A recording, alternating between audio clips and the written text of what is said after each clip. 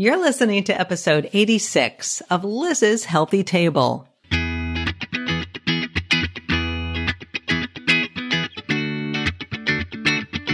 Looking for a healthy new way to feed your family without the hassle and hype? Welcome to Liz's Healthy Table, where your host, registered dietitian nutritionist Liz Weiss, serves up fresh and flavorful recipes with a tasty side of science, good nutrition, and fun.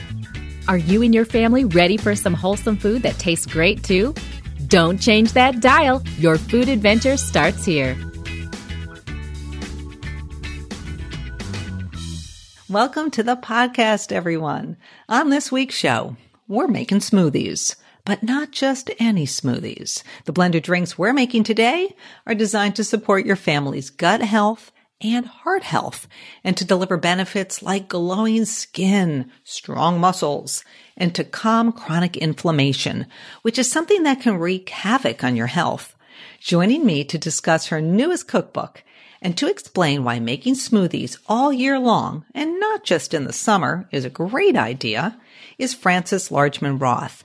She's a registered dietitian. She's a mom of 3 very thirsty kids. She's an avid runner, and she's the author of Smoothies and Juices, 100 delicious recipes for optimal wellness. I adore this cookbook. And guess what? One lucky U.S. listener can head to the show notes from today's episode to enter my latest giveaway for a chance to win a copy of Smoothies and Juices. So that's lizshealthytable.com/podcast, show notes from episode 86. Head on over, enter that giveaway. So let me tell you a little bit about Frances. She is the founder of FrancesLargemanRoth.com, where you will find gorgeous recipes for the whole family and a bunch of free healthy eating guides. These are really great guides, so check those out. She's a cookbook author, a contributor to Today.com, Parents, Parade, and she appears on TV shows like Good Morning America and The Rachael Ray Show. And she is a whiz when it comes to making smoothies. So on the show, we're going to share recipes made with unexpected ingredients, things like peaches and oats. I never liked adding oats to smoothies, but I do now, thanks to Frances. We're going to blend up my favorite recipe for ginger mango orange smoothies. We're going to give you an important list of gut-healthy ingredients to stock in your kitchen. And we will explain why you might want to add protein powder and collagen to your smoothie making pantry. And I was curious about collagen, and I bet you are too. So stick around to hear Frances explain why collagen is something you might want to consider. We have a few friendly reminders before we get going. If you love the show, tell a friend about it or post a review on Apple Podcasts, Stitcher Radio, or wherever you get your podcasts. Follow me at lizshealthytable.com. Be sure to check out the show notes from today's show, episode 86. And if you are not already following me on Instagram, head on over. Follow me there. My handle is @LizWeiss. Okay, my podcast peeps, it's December, which means, no, it doesn't mean hot chocolate. It means it's time to break out your blenders again and make smoothies. Hey, Frances, welcome to the podcast. Thank you so much, Liz. I'm so excited about this. Yeah. So let's just get started. Why don't you tell everybody a little bit about yourself? You recently left Brooklyn and now you're living out in the country. So I thought you could tell everybody where you're living. Tell us about your family, your kiddos, your website. Give us the Frances story. Sure. Thank you. So yes, after 12 years in Brooklyn, we have moved to Westchester County. We're in a town called Dobbs Ferry, and I am really enjoying the nature out here. Maybe not so much the squirrels. They're a little bit destructive, but I'm enjoying the space and the kids are enjoying it. I have an 11-year-old daughter who just started middle school. I have a 9-year-old son who's in 4th grade, and I have a 6-year-old daughter in 1st grade who loves everything fluffy and glittery. And we are looking forward to getting a puppy soon. We have already named it Latka. Oh, really? Yes. So you're in latke as in potato latkes, or? As in potato latke, yeah. Okay. Because we're getting it. It's a combined Hanukkah present for everybody. Oh, wow. So and what kind of dog? He is going to be a miniature long-haired dachshund. Oh. And we are thrilled. I'm also a little bit scared because it's like bringing a baby into the house again. Yes. Mm-hmm. Mm-hmm. And so, we're trying to get up to speed on all the baby proofing and everything, but we're very excited about that. And I love to run. I've been running the hills here a lot, but also the hiking here is fantastic too. So I'm trying to, get myself ready for winter by getting outside as much as possible. I grew up in Westchester, but in New Rochelle, which is closer to New York City. Yeah. And, when I think of when I grew up like Dobbs Ferry, even though it's Westchester, I would have known nothing about it. But when I envision it, I'm thinking of a lot of trees and nice big houses and backyards. And I think it's so great for kids right now, especially, we're hearing about a lot of people leaving the cities, going more into the suburbs or the country, just so they can get outside and get fresh air, with all the COVID stuff. So I think your timing was pretty good. It was. You have to knock wood on some of these things. It was, mm-hmm. It was the right time. But, we love our city stuff, and we hope to get back whenever it's safe to do that. Mm-hmm, mm-hmm. And you're a dietitian, you're a cookbook author. Just so tell everybody a little bit about you, what you do, because your career has evolved over the years. So tell us about that, and give your website a plug. It certainly has evolved. I think I met you when I was the food and nutrition editor at Health Magazine, mm-hmm. and I was there for 8 years. I spent 4 of those years in Birmingham and the other 4 in the New York office. And it was such an education for me because, as a dietitian, that was my background. And I was suddenly thrown into this world of print and understanding what a production cycle is and working with designers and going to photo shoots and running photo shoots, and just learned so many new skill sets, which I think was very important because during this time of COVID, so many of us have had to learn new skill sets. And so I think if you've already kind of trained yourself to be open to learning new skills, it's much more helpful than if you've done the same thing in your career for the last 20 years or something. So yeah, I always loved magazines, and I really, I struggled with whether I would want to do both nutrition and writing. And what I did, what kind of decided it for me was after doing my undergrad, I called a Cornell alum who was at Women's Day. And I said, I really want to write, but I love nutrition. I'm not sure if I should become an RD and, go through the whole program. And she said, well, Frances, if I was looking at 2 sets of clips, because back in the day, that's what you sent your writing clips. And one was from, both were talented writers, but one was an RD and I was assigning a nutrition story, I would go with the RD. And I said, okay, well, that decides it for me. So that's how I kind of, put these 2 passions together. And it's been a wonderful career. But of course, we're always evolving.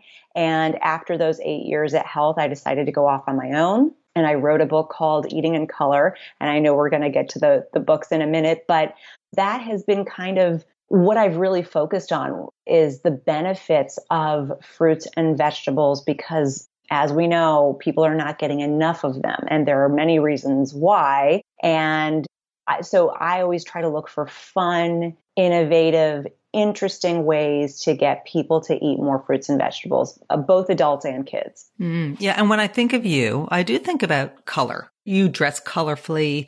You have a colorful personality. Your books are always featuring colorful foods.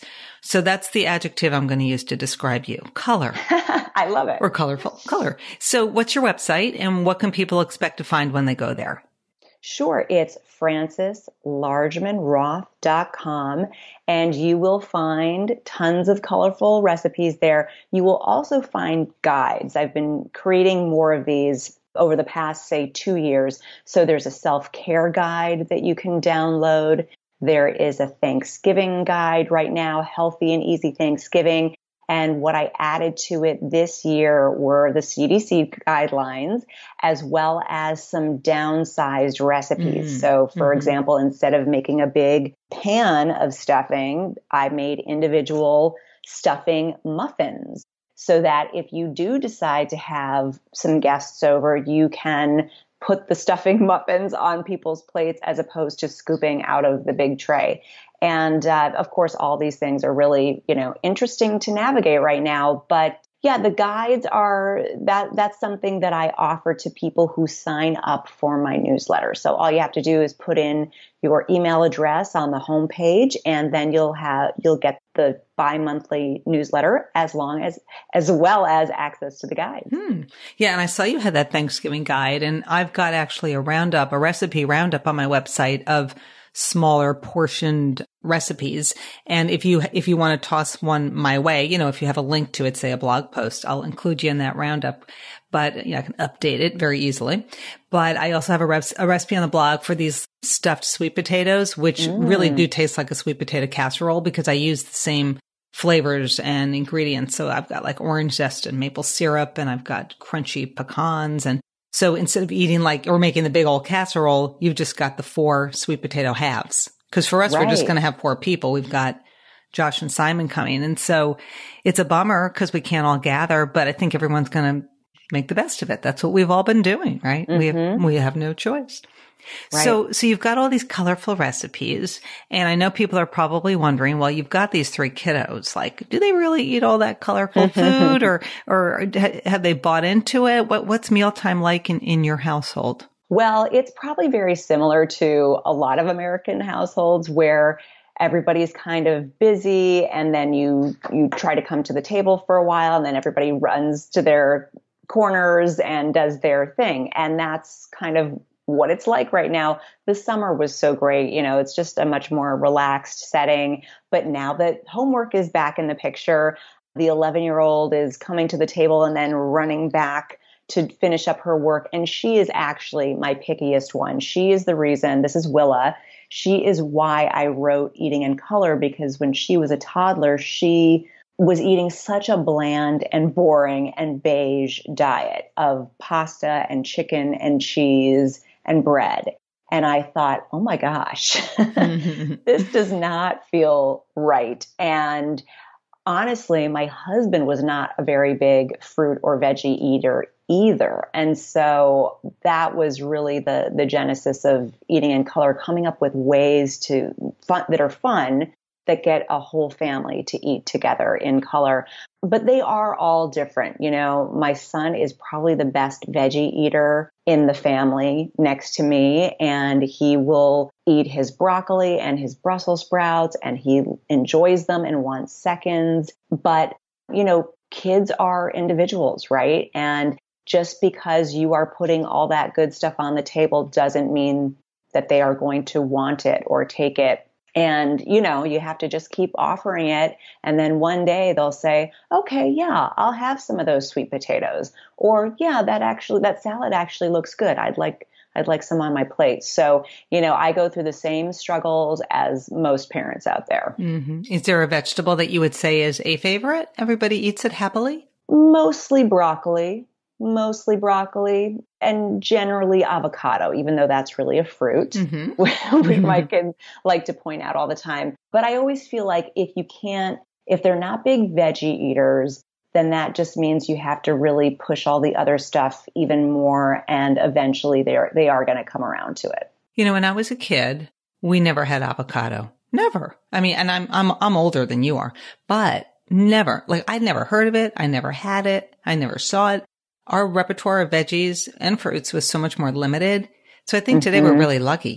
There's just so much to choose from, and we didn't have farmers markets. I mean, we had local farms, certainly. My dad had a garden, so he grew some stuff. But I think it's so much better. We're very lucky these days, I think, because there's just so much to choose from. So anyway, tell us about your cookbooks, and then we're going to focus this podcast on your newest book, Smoothies and Juices, 100 Delicious Recipes for Optimal Health, Optimal Wellness, rather. So tell us about your books, and then we're going to dig deep into smoothies and juices. Yes. So my very first book is called Feed the Belly, The Pregnant Mom's Healthy Eating Guide, which does contain recipes, but is more of a guide for pregnant moms who really don't know where to start. Maybe they haven't been eating particularly healthy, which we know that pregnancy is kind of a turning point for many women. Maybe they were living on, microwave dinners and Diet Coke prior to getting pregnant, but now they realize, oh my gosh, this isn't just me. I've got a little one on board. And so it really takes them through step by step what to eat more of, what to avoid, how to pack in all those extra nutrients that you need. And so that was, really something that I was interested in for a long time, even before I got pregnant, was just, how do you grow a baby, and how do you do it right? And how do you navigate all those obstacles that can come up, like morning sickness and food aversions and things like that. And then when I was at Health Magazine, we wrote the Carb Lover's Diet. So I was a co-author of that. And then we did the Carb Lover's Diet cookbook. And that book, I should say, became a bestseller. And it did a lot of good because it promoted resistant starch, and people didn't know what resistant starch was. And I think it's still kind of an unknown commodity, but when we talk about fiber later, resistant starch is in the family of fibers, and it can really do a lot in terms of helping you feel full. And then Eating in Color, which I already touched on, came out in 2014, and that literally takes you through the rainbow and shows you different ways to add those beautiful colors to your diet. It's a beautiful book. So beautiful. And I think I told you that so Tim and I sold our house in Lexington. We'd lived there for almost 26 years. I had so many cookbooks, and getting rid of them was very emotionally painful for me. So the way I got rid of them, it was a multi-pronged approach. First, I offered a huge giant giveaway of like 100 cookbooks, and people just had to literally send me via PayPal $5 just for the envelope and for the shipping cost. Mm-hmm. And it was one cookbook a person, and I gave away like 100 books, and it was so much fun. I was at the post office every day mailing all these books to people all over the country. It was so cool. Then I got desperate, and I just started like bringing them to the library. I was like, I have too many books. I'm moving to this little apartment. I got to get rid of them. But I did tell you, Frances, and I don't know if you remember, that of all the books I had, I culled them down to so few that I took with me. And your Eating in Color was one of them. So it survived. Thank you. It survived. Yay. I appreciate that so much. It's gorgeous. And so is your newest book, Smoothies and Juices. And so that leads me to today's topic. And I think people might be thinking, well, why are you doing a smoothie book? We're heading into winter. Why are we talking about this now? But smoothies are really a year-round thing. And so we'll debunk that right from the get-go. I mean, they're awesome in the summer, obviously, when you want to cool down. But why are smoothies great all year long? Well, because they really deliver on the nutrients. And, I want to make a distinction between a smoothie that you might pick up at the mall. Yes. Which may or may not be amazing for you, and a smoothie that you make for yourself, where you know exactly what's going into it. Those really can deliver a ton of nutrients in a small, easy to drink, portable package. And that's really why we put this, because this book I put together with Prevention magazine, and it really is meant to not just be another smoothie book on the shelf. It's really meant to deliver hard-hitting nutrients in specific categories. That's true. That is true. And that to me, like when I looked at it, is what set it apart, because you have these 5 really interesting categories, how you broke these recipes up. You have balanced gut, glowing skin, inflammation fighters, healthy heart, and strong muscles. And I think that's interesting how you broke the book up like that. And why did you decide to stick with those 5 categories? Well, number 1, people are interested in those categories. Number 2, we know that folks are not just looking, well, sometimes they're just looking for a recipe or a comfort recipe, but a lot of times these days, consumers are looking for functional ingredients, and functional nutrition has become a big buzzword. So if they're going to go to the effort to make something, they want there to be some kind of payoff.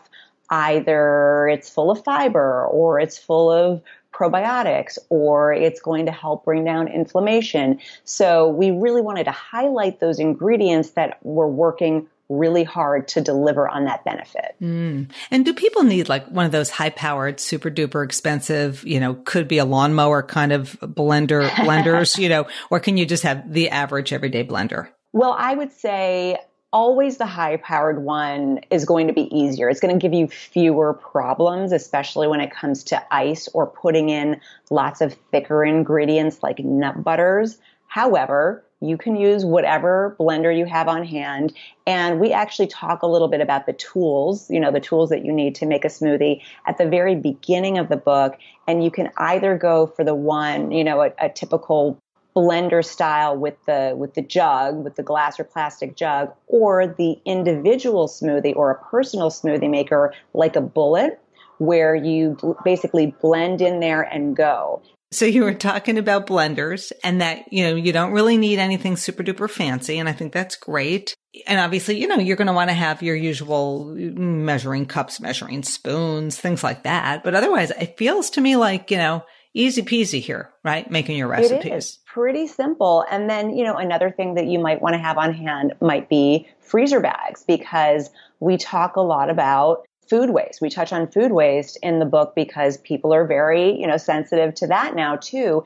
And making smoothie bags is such a great thing. If you are cutting up, say, a pineapple, right?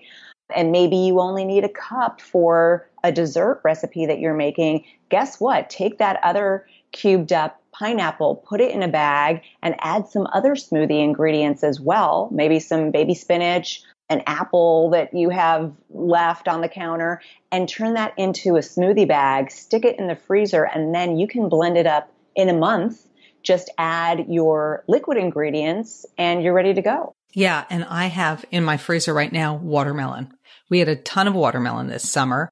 And it is year round, but I was like, my gosh, how much watermelon can we humanly eat here? And so I did cube it up and I froze it, and I'm going to pull that out and use it in juices and smoothies. So definitely the Ziploc bags will come in handy.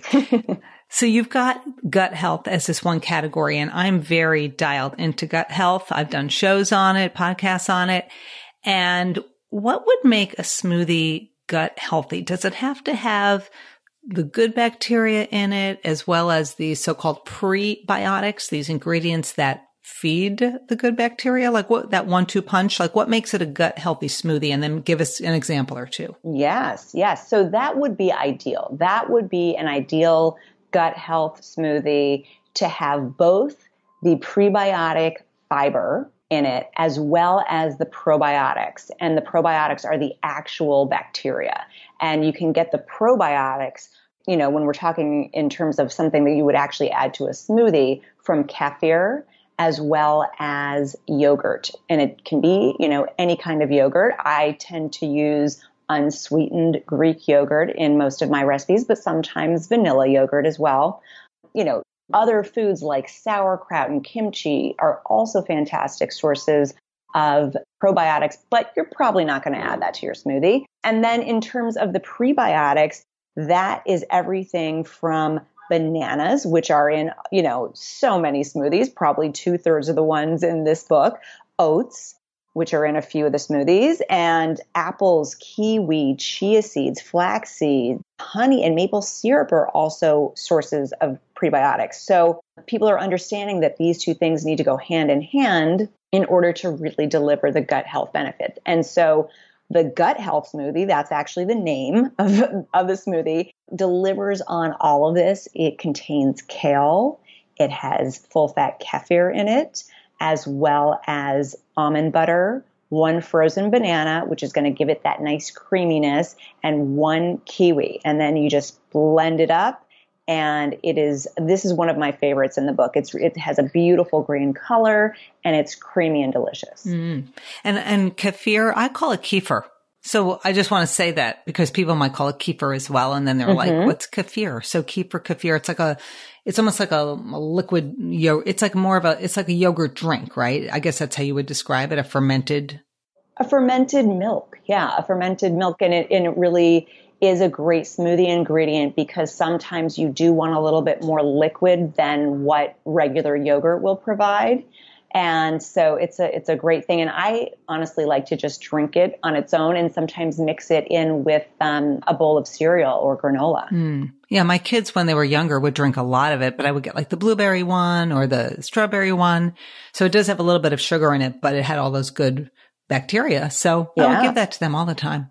Yeah, that's a good one. And, you mentioned oats. When I think of smoothies, there's all those sort of basic ingredients that you think about. Oats would be one of those that people don't often think about. Or even like I know some of your recipes have frozen peaches. And I feel like that's one of those underappreciated frozen fruits. So what are some of those unusual ingredients that people will see throughout the book? Well, you mentioned the oats, and I think that is a really fantastic ingredient for smoothies because it adds body and texture as well as a ton of health benefits, as you know. But also avocado is one of my very, very favorite ingredients, which is now becoming a little bit more commonplace in smoothies. But a few years ago, when I used it in a smoothie and eating in color, people were like, what? But it does provide so much rich mouthfeel to a smoothie and also fiber. And a lot of people don't think about fiber when they think about avocados. They just think about the creamy goodness,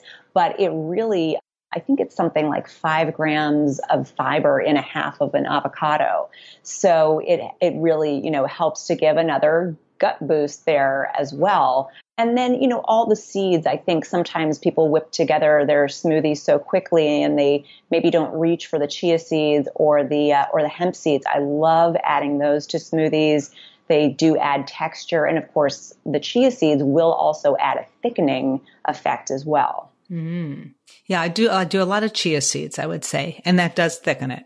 And it's satisfying. When you're raising kids and then they become teenagers and they're constantly starving, a bottomless pit, adding some chia seeds, I always found to a smoothie is great because it sort of expands a little bit in your stomach and then it keeps you feeling fuller for longer so that your kids are not screaming for a snack 5 minutes later. So that's a good one. Absolutely. They also help with hydration because they hold on to water. So for athletes, chia seeds are a fantastic ingredient. Good. So as I was looking through the book, there's so many recipes caught my eye. I'm like, I want to make them all. But there's this one recipe you have for ginger. Oh, and by the way, another friendly reminder to folks, we are going to do a giveaway of this gorgeous cookbook. So head to lizshealthytable.com/podcast. So in the show notes for today's episode is where you guys can enter for a chance to win. US only, please. But anyway, so this ginger mango orange cream smoothie caught my eye big time. And I want you to just talk everyone through this like a little teaser here. Ginger mango orange cream. Yum. Tell us about that recipe. Well, this is one of those that you freeze half of it beforehand. So you freeze the mango chunks, you take a small orange, you peel it and seed it, and a medium carrot grated, or go out and buy grated carrots, and then a teaspoon of grated fresh ginger. And I have a bunch of ginger on hand. I should really do this. So you put those in your freezer safe bag and you freeze those. And then when it's time to blend the smoothie up, you add those frozen ingredients to your blender. And then on top of that, and maybe even in the bottom, you're going to start with the juice, a cup of orange carrot juice. If you can't find orange carrot, just go with orange, and a half a cup of vanilla yogurt. So it's really kind of like a creamsicle, but with ginger and a beautiful color. Yum. When I was a kid, the creamsicle was my favorite ice cream. You get it on the pop, on the stick. Yes. Love a creamsicle. And you do recommend adding liquid first because that way you're less likely to have everything kind of get stuck at the bottom. Is that a tip you want to share? Yes, absolutely. And thanks for calling that out, Liz. Especially when you are using frozen ingredients, they can jam at the bottom of your blender. So putting your liquid in first is a really smart thing. The other thing I want to mention, because this is what holds people back sometimes from making smoothies, is the cleanup factor, right? You make your smoothie, you drink it, and then, the blender's sitting there and it's getting all caked on and gummed up, and it can be a real mess to clean if you wait too long. But if you clean it right away by just adding a couple of drops of liquid soap, dish detergent, and then fill it about 3/4 of the way with water, put that lid back on, and put it either back on the smoothie setting, or some blenders, like the one I have, do have a cleaning setting, and you let it go, you let it do its thing. It will literally clean itself. So you have to, if you're going to make smoothies a lot, you have to know that tip. Wow. Just don't drink that water after. Do not drink that. No way. No way. Hey, did we answer the question, or did you answer the question earlier? Because I'm having like a little brain freeze at all this frozen food conversation. But did you give a plug for why smoothies are great year round? Did we hit on that, or am I just like spacing that out? I want to make sure you really drive that point home for people. Well, I think I talked about the fact that people are looking for functional ingredients. Yes. Oh, that was your answer. Okay, good. So they're looking for them all year round. And I would say right now, it's flu season, it's cold season, it's also COVID season. And not that you can fight off COVID with smoothies, but you do want to keep your immune system running strong, especially right now. So, and the days are getting shorter, we're getting less vitamin D. If you make smoothies with dairy that is fortified with vitamins A and D, that's another way to get your D. And then, of course, most fruits and veggies are a good source of vitamin C. So those are the two that Fauci talks about actually having an impact, right? That he actually takes himself. So, make those smoothies all the rest of fall and into winter to just boost your immunity. And I think that's a good plug for why we want to be drinking smoothies. I've got Simon coming home from college. I think he's only going to come home briefly. He's up in Vermont now. He'll come home for Thanksgiving. He'll spend some time with us. And I'm already dreaming about nourishing him. He's been in college. He eats pretty well, but I just want to, and then Josh is coming in from New York. So I want to make sure. So I will have the blender ready to go. The freezer will be stocked. This is all good. It's just such a surefire way to get nutrients into your kids. Even when my boys were younger, they'd come home from school, they were starving. I always made a smoothie to go with their snack. And I felt good as a mom, like, oh, wow, I'm really like jamming this thing with good nutrition. And it tastes so good. So it's like a total win, I think, for families, just anybody. Even, my dad, he's just turned 90. Good for him. Not the healthiest guy. He's got dementia. He's not in great shape, but he will drink smoothies, so my mom will make smoothies for him. And then she knows she's getting some good nourishment into him. Protein's his biggest challenge. Skinny guy.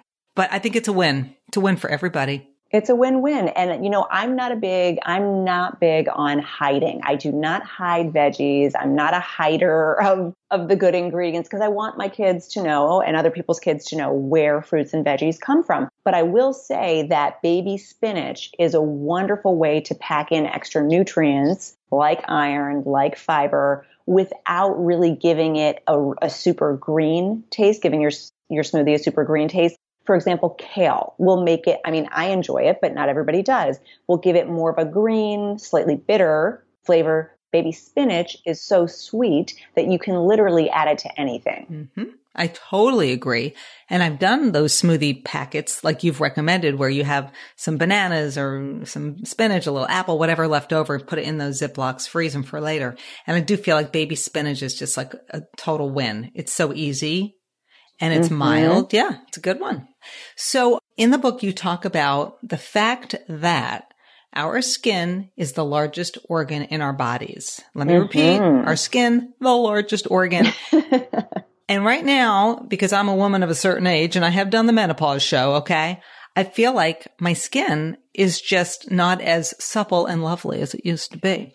And I don't know if I can reverse that. I'm not going to kid myself. But we do have to really focus on our skin.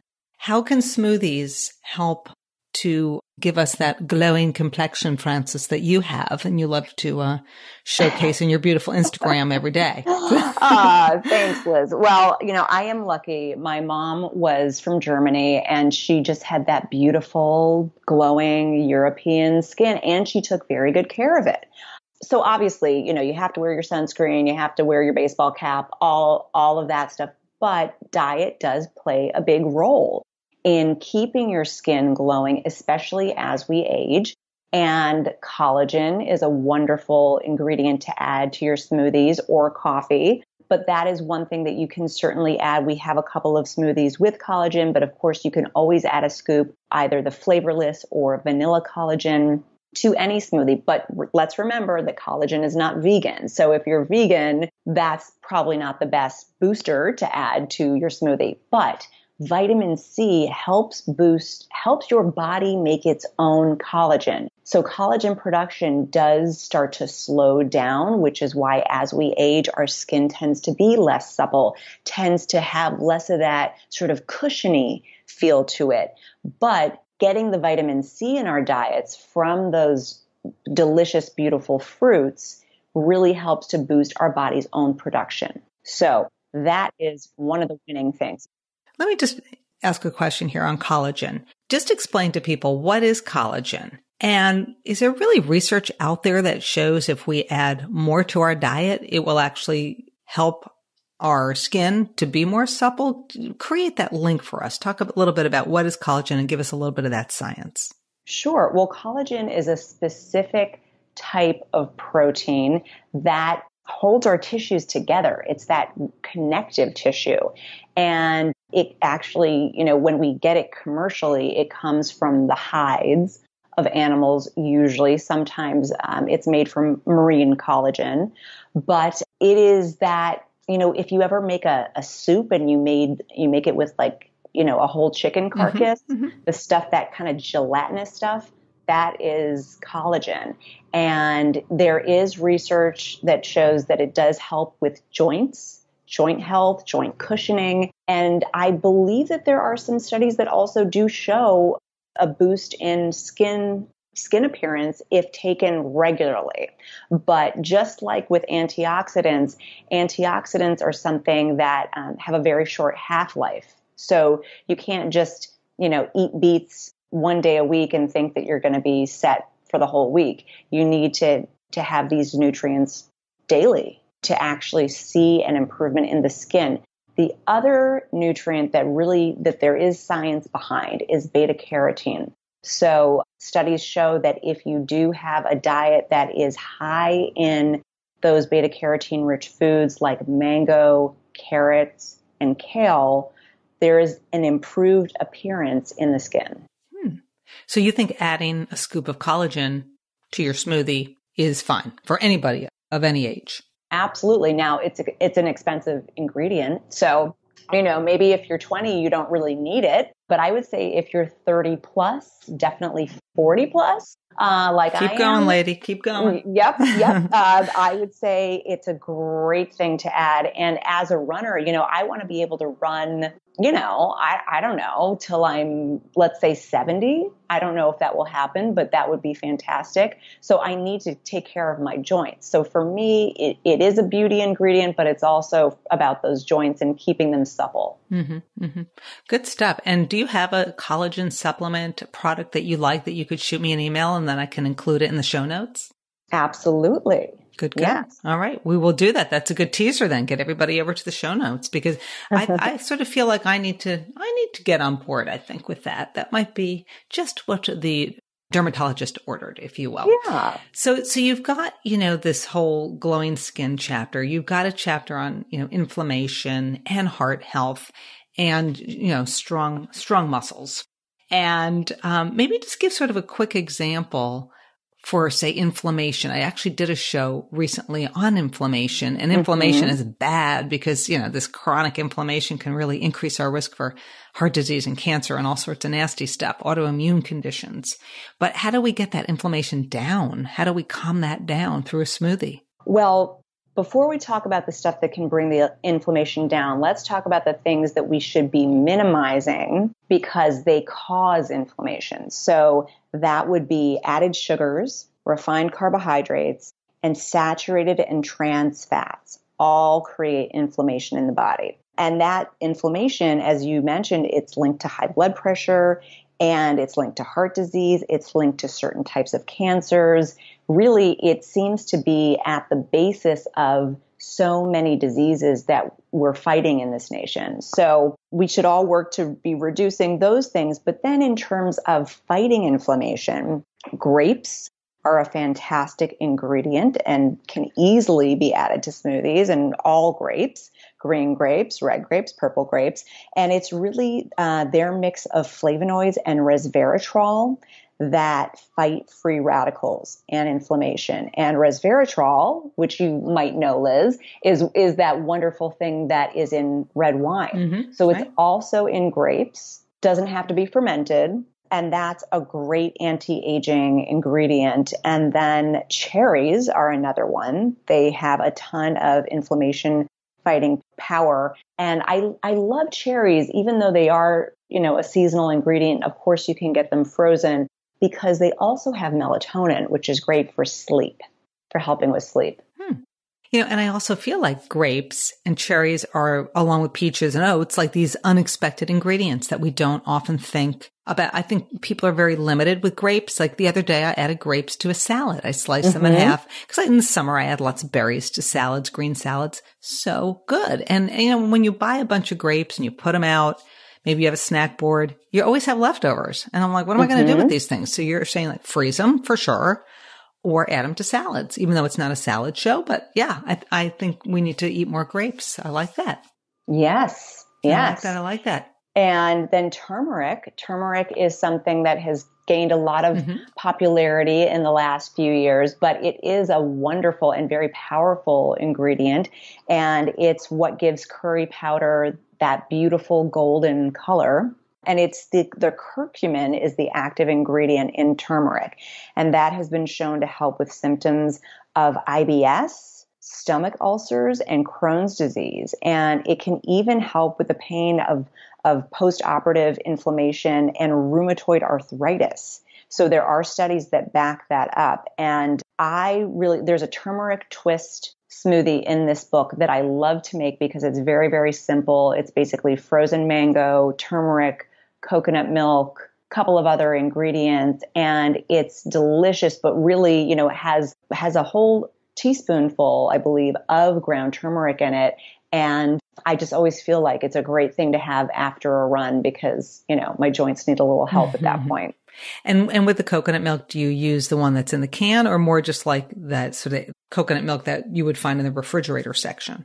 The refrigerated type. And yes, that's a great distinction to make. I use the canned stuff if I'm going to make a vegan whipped cream or, a Thai dish or something like that. But for smoothies, definitely the refrigerated stuff is better. Mm-hmm. And can you get the reduced fat or would either be fine? Well, either would be fine, but I will say that in terms of absorption, it's better to have some fat with turmeric. Okay. And do you worry about the type of fat in coconut or do you think that's fine? Oh boy, this is such a hot topic. Oh boy, maybe I shouldn't have asked. I guess I'll put it this way. If I'm going to have saturated fat, I prefer to have it from coconut than from, say, a T-bone. Okay. But of course, we know that we should be limiting saturated fat in general. But it turns out that there are different types of saturated fat and the effect on the body is different. And we still don't know. We still don't have all the answers. So limit it. Don't go too crazy on it. It's not like it's a quote unquote health food. Right. Okay. Absolutely. That's a good way to look at it. And then something that often goes with turmeric is ginger. And ginger also provides an anti-inflammatory benefit and really has been linked to relieving menstrual pain, pain from migraines, pain from rheumatoid arthritis and osteoarthritis. And you can use it both fresh and ground. And it's nice to have both on hand, but obviously the ground will keep for much longer and is also wonderful in holiday recipes. And then chia seeds, which you mentioned you like to use, those were prized by the Aztecs and the Mayans thousands of years ago, and they contain alpha-linolenic acid, which is a type of plant-based omega-3, and that has anti-inflammatory benefits. So you can virtually add chia seeds to any smoothie. And, the only thing is you might get them in your teeth, but that's okay. You can floss later. And then my final hard-hitting anti-inflammatory ingredient would be blueberries, both wild and the regular counterpart. Tons of studies have been done on the benefits of blueberries and, in terms of brain health. And I mean, really all of their benefits come from the fact that they bring down inflammation. So that's another great thing to add. And of course, you can get those frozen all year round. I am thinking I'm going to take, by the way, my fresh ginger root, whenever I have extra, I just freeze it. And then I pull out my little grater or my microplane and just grate it. It's so easy. And so I always have a ton of ginger. So I'm going to take my frozen watermelon, my frozen ginger, grate some of that. I'm going to add a few squeezes of lime juice, and I'm going to make a watermelon juice today. I'm going to do that when I hang up. Sounds amazing. Because now I'm having like a mega craving for that. Now, one of the things, you've been talking about saturated fat, but what about sugar? Because some people would say, listen, there's so much sugar in fruit and you have all these smoothies with fruit. So aren't you just giving people tons of sugar? And then you're talking about fiber and how great fruits and veggies are when it comes to fiber, but you're blending it all. Aren't you breaking it down? So I'm going to play devil's advocate now. I'm going to attack you on the podcast and ask you a very, very controversial question, but no. So what about the sugar? And what about the fiber? Yes, let's talk about the sugar. So, a few minutes ago, before I got into the list of the anti-inflammatory foods, we talked a little bit about what causes inflammation.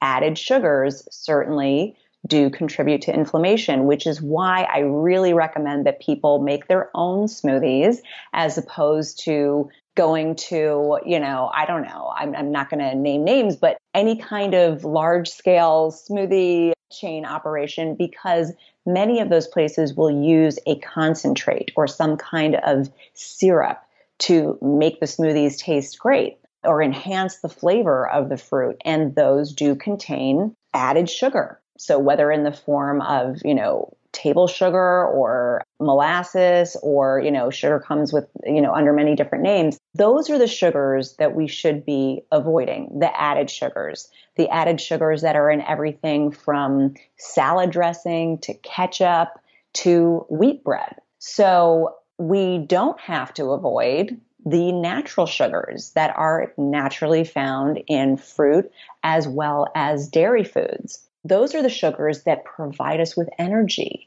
and also come along with, and this is what people often forget about, they come along with added nutrients. So yes, they are sugars, but they are natural sugars and they are not the ones that we're supposed to be trimming from our diet. The second part of your question, the fiber, this is why I love this book, because we only used a blender. A blender will break down the ingredients, but will not get rid of the fiber, as opposed to a juicer, like a commercial juicer or a juicer that you use at home, that extracts the fiber, leaving just the juice, which is very nutrient dense, but does not have that filling fiber and also doesn't provide you with all those other benefits of fiber, helping you feel full and boosting your gut health.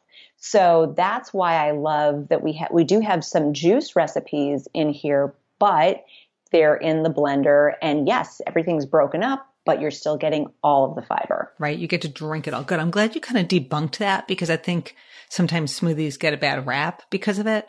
So good. Good for you. So yeah, I'm going to still, stick to my smoothies.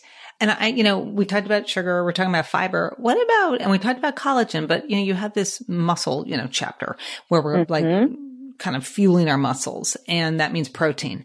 And, yogurt is a good source of protein. Milk is a good source. But what about these protein powders? Do you recommend that people invest in a protein powder? And if so, there's so many of them. How would we even begin to pick and choose?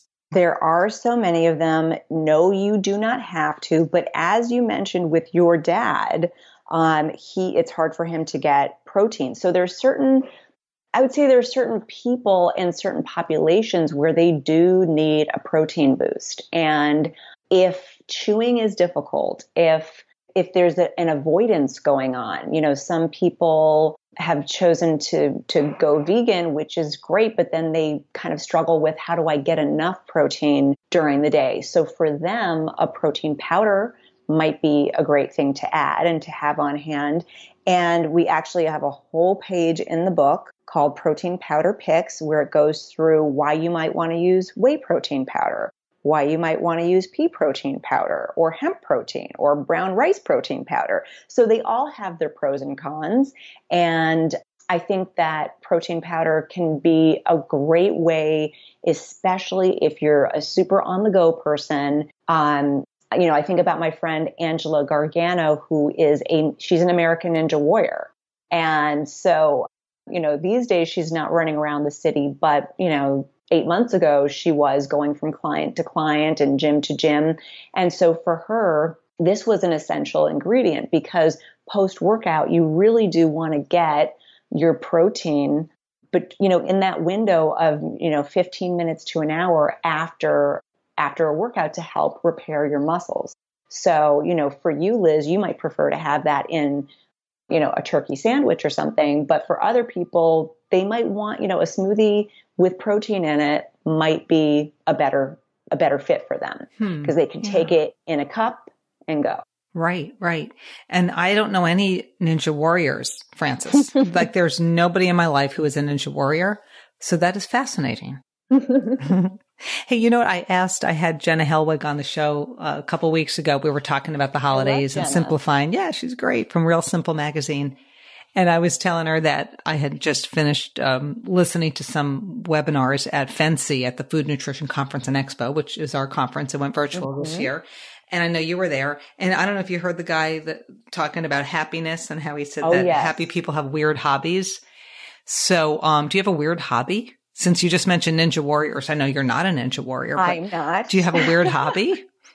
Well, oh my goodness. I thought long and hard about weird hobbies after that presentation. And I can't remember his last name, but his first name was Neil. And I was so energized after his talk.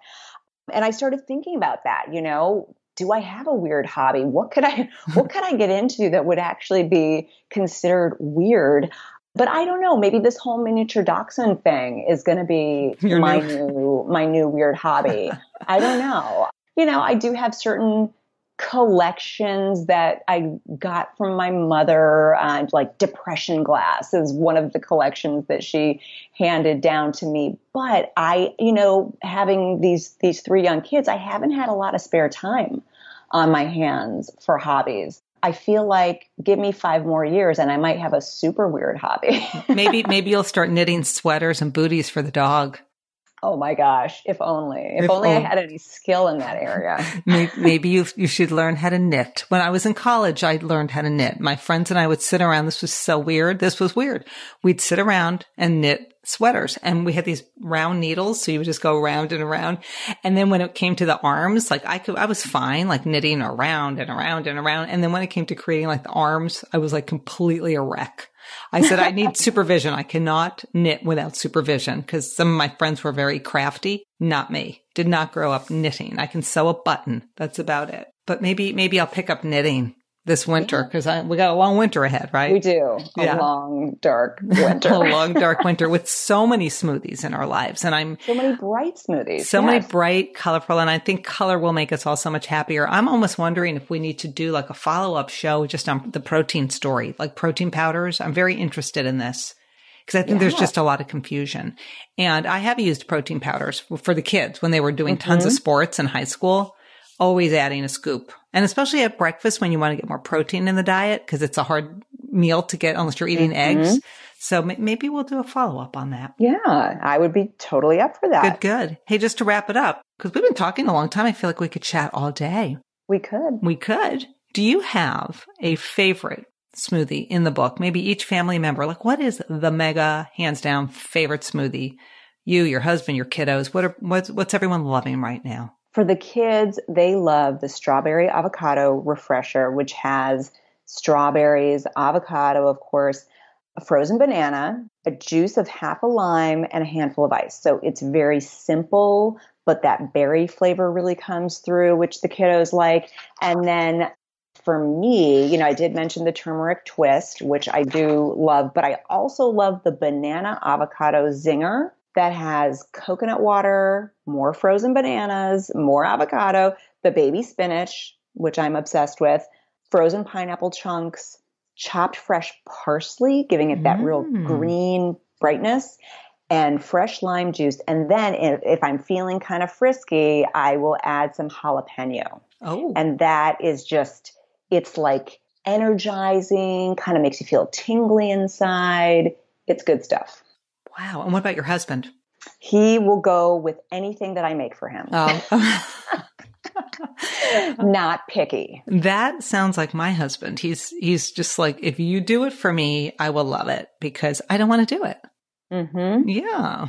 I'm sensing a pattern here. Well, this was really fun. I learned a lot, and I'm not making it up. I'm going to send you I'm going to tweet it out. I'm going to share it on Instagram. I'm going in to make that watermelon juice smoothie. It's like a gray, awful, rainy day, but I think that is what's going to brighten our day up. So I'm going to go do that. And I cannot thank you enough for your time. And thank you for doing this giveaway. We're doing a giveaway, smoothies and juices. So I want everyone to head on over to the show notes to enter for a chance to win. I always, Frances, when I'm doing a giveaway, I'll ask people a question and then they'll answer it in the comments on the blog post. And so let's see, maybe we should ask people, what's your favorite smoothie? What do you think? Or what's your favorite smoothie ingredient? I think bananas will reign supreme on that. But yeah, why don't we do that? What's your favorite smoothie ingredient? That will be the question. So I want everyone to head on over to answer that question, and I'll have all the pertinent info in the show notes. So thank you so much for coming on the show today. Oh, it was my pleasure, Liz. I loved it. This was so much fun. I think we will definitely have to get Frances back because there's so many little sidebar conversations we had that I think you guys might want to hear more about. If you love the show today, and I hope you did, post a review on Apple Podcasts, Stitcher Radio, wherever you get your podcasts. Tell a friend about it. Enter that giveaway. And if you have any, ideas, thoughts, guests you think I should have on the podcast, tell me that too, because this show's all about you guys. So, as always, get out there, get your blenders ready, and get them going. Make a smoothie. And thanks for listening to Liz's Healthy Table.